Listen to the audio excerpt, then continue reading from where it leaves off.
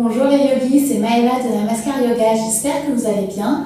Aujourd'hui, je vous retrouve pour une salutation à la lune.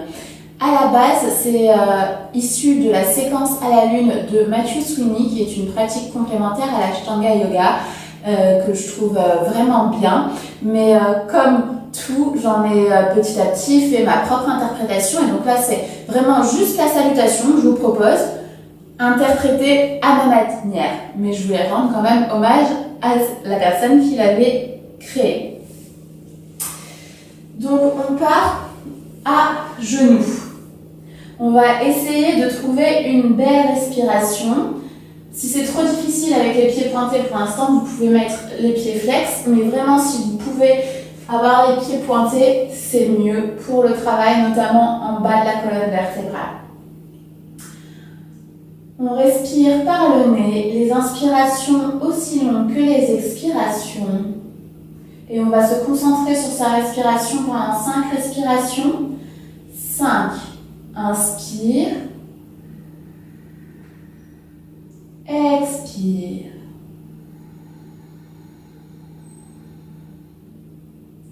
4. Inspire. Expire. 3. Inspire, on laisse chaque respiration effacer les creux et les courbes de notre colonne vertébrale. Expire. 2. Inspire. Expire. La dernière, inspire. Expire.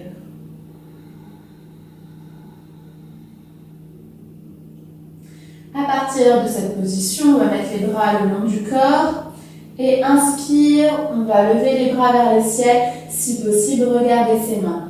Expire, on étire la colonne vertébrale devant soi, on relâche le front sur le sol si c'est possible. Inspire, on monte à 4 pattes, les poignets sous les épaules, les genoux sous les hanches. Expire, on monte les hanches, on étire la colonne vertébrale en chien tête en bas. Inspire, on plie les genoux, on ouvre le haut du dos, on ne cambre pas au niveau des lombaires. Expire, on étire la colonne vertébrale devant soi, posture de l'enfant à nouveau. Inspire, on déroule la colonne vertébrale, une vertèbre après l'autre, on monte sur ses genoux, mains en bas du dos. Prochain inspire, on étire bien la colonne vertébrale. Expire, on ouvre le haut du dos, on regarde vers le ciel. Inspire, on se redresse. Expire, on redescend sur ses talons. On va refaire cet enchaînement.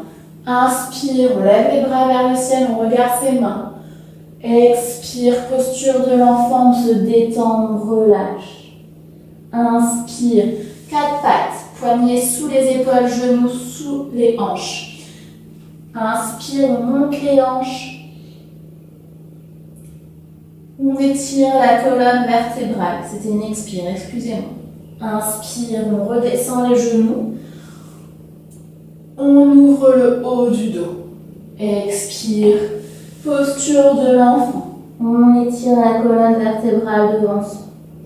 Inspire, on déroule la colonne vertébrale, on monte sur ses genoux, main en bas du dos. Prochain inspire, on étire bien la colonne. Expire, on descend, on ouvre. Inspire, on se redresse. Expire, on descend sur ses talons. Encore une fois. Inspire, bras vers le ciel.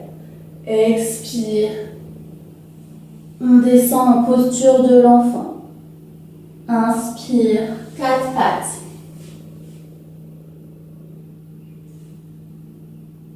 Expire, chien tête en bas.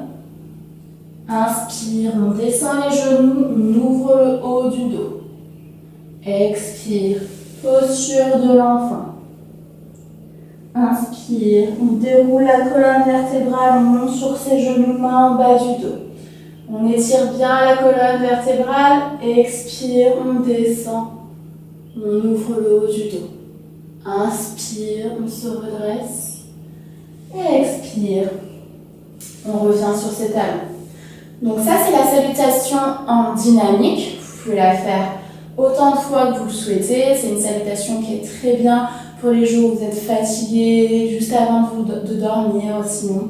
Et je vous propose maintenant de la faire en statique. En plus, ça vous permettra de bien corriger votre mouvement et de vous renforcer. On part. Les bras le long du corps, la colonne vertébrale neutre. On efface toutes les courbes et les creux qu'il pourrait y avoir, notamment en bas du dos et vers le milieu du dos, vers les côtes. Pour ça, on contracte légèrement son périnée ou, si on n'est pas encore bien habitué, la zone en dessous de son nombril. On a l'intention de rentrer un petit peu les côtes. On détend les épaules sans les tirer trop vers l'arrière et vers le bas. Inspire, on va lever les bras vers le ciel.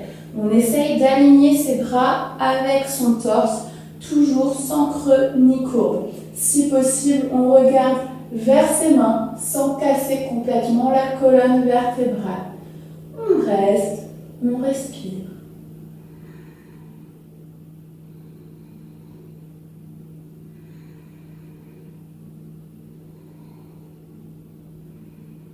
Sur la prochaine expire, on va descendre en posture de l'enfant. On étire bien la colonne vertébrale devant soi. On relâche la tête. On éloigne ses épaules de ses oreilles.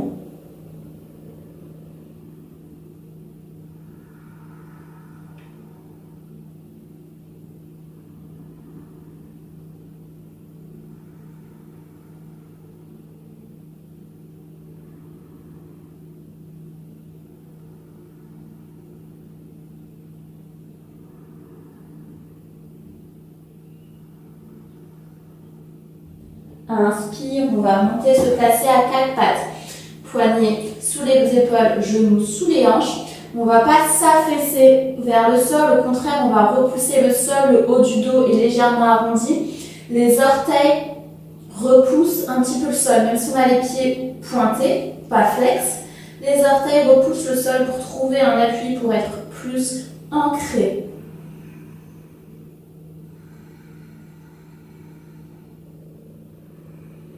Pas de cambrure au niveau du bas du dos. N'hésitez pas à continuer à penser à contracter votre périnée. Expire, on va passer en chien tête en bas. On passe pied flex, puis on monte les hanches. On étire la colonne vertébrale. Le plus important, c'est l'étirement de la colonne vertébrale. Vous pouvez tout à fait avoir les jambes pliées du moment que votre colonne vertébrale forme une belle diagonale des mains au bas du dos. Ce n'est pas grave si vos talons ne touchent pas le sol. Vous ne devez pas chercher à être hyper lax et à envoyer vos aisselles vers le sol. Au contraire, on travaille plutôt en force. On éloigne les épaules des oreilles, la tête dans l'alignement de la colonne vertébrale. On regarde entre ses jambes.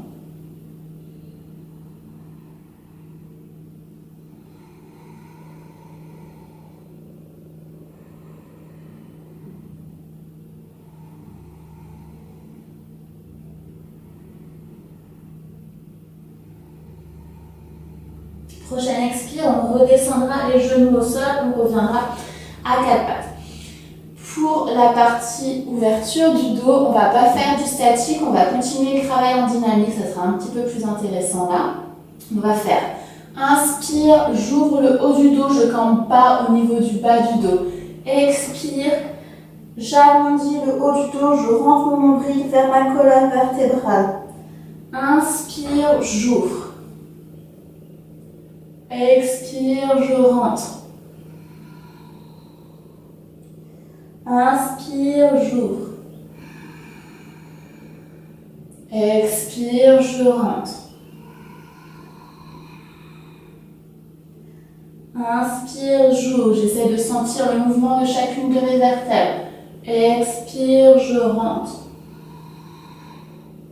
Une dernière fois. Inspire, j'ouvre. Expire, je rentre. Prochaine inspire, je reviens en position neutre. On va faire une deuxième posture de l'enfant, on va un peu la modifier, du coup on va mettre les orteils ensemble, les genoux ouverts plus larges que les hanches, expire, j'étire devant moi, je viens poser mon front au sol si c'est possible. C'est un petit peu plus intense pour les hanches, pour le haut du dos peut-être. Je respire.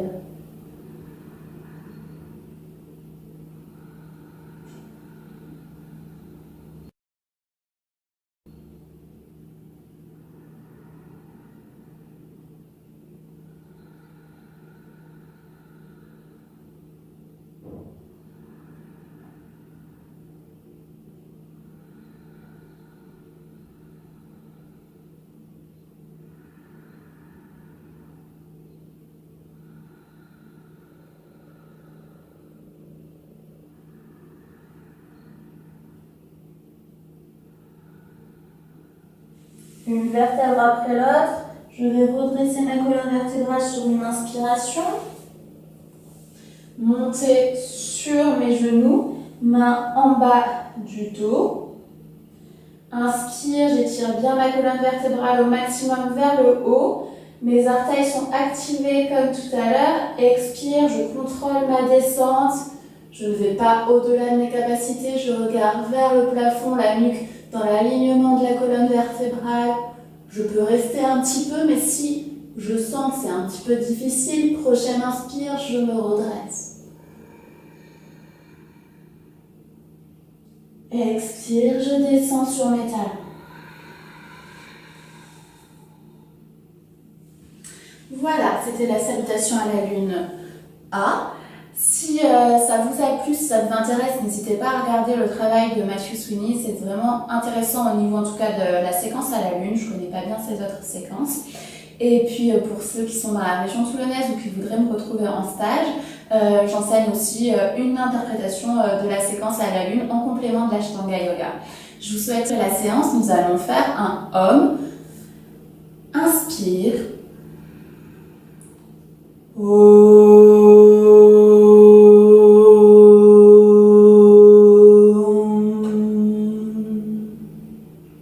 Je vous souhaite une très bonne pratique.